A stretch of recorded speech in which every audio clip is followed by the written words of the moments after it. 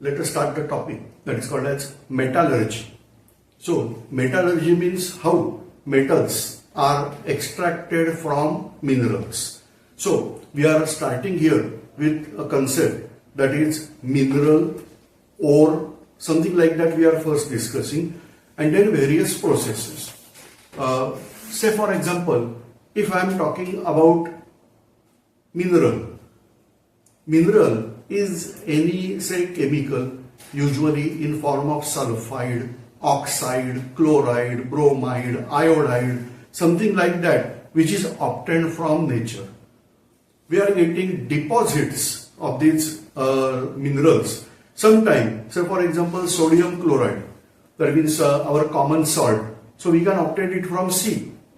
So that is also accompanied by a little bit amount of magnesium chloride. Now you are aware when we are having limestone, it is calcium carbonate. So like that, various minerals are available in nature.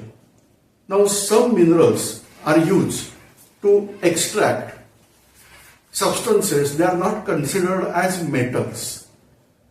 But some minerals, they are used to extract substances, they are considered as metal. Now if from mineral, metal is commercially extracted, here the important word is commercially. So on commercial term, if we are able to extract metal from mineral, then that mineral is called as ore, O-R-E. So ore is a mineral, but need not be every mineral should be ore. Now here we can consider various ores, but again question is that why metal is to be extracted? Because metal, can we obtain metal in the pure form? Answer, yes. Certain metals we can obtain in pure form. Let us check. Out of that first metal, obviously, famous Indian metal, that is gold, which is obtained in naturally. We are getting gold lumps, and so we can get gold directly from nature, no need of ore. Whereas gold is very less reactive. We can categorize under noble metal, so one can get gold. In certain parts of world, we are getting iron or nickel in the metallic, pure metallic form. How? Most probably we believe that that is a site of meteorite fall. When these asteroids, they are wandering in the space, they are faced to sun in the space. Because of solar winds and solar radiation, it gets heated to very high temperature.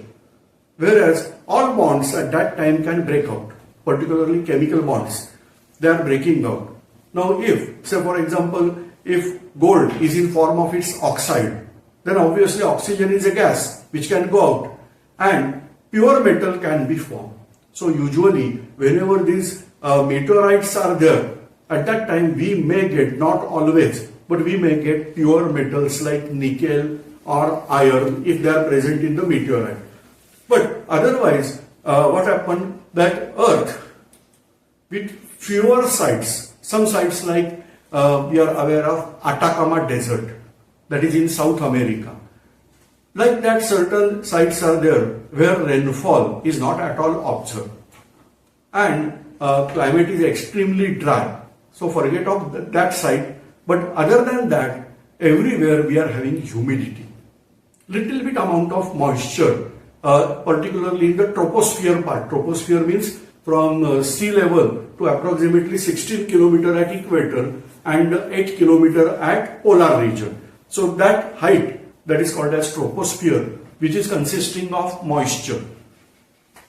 Moisture is there, then reactivity of metals are more.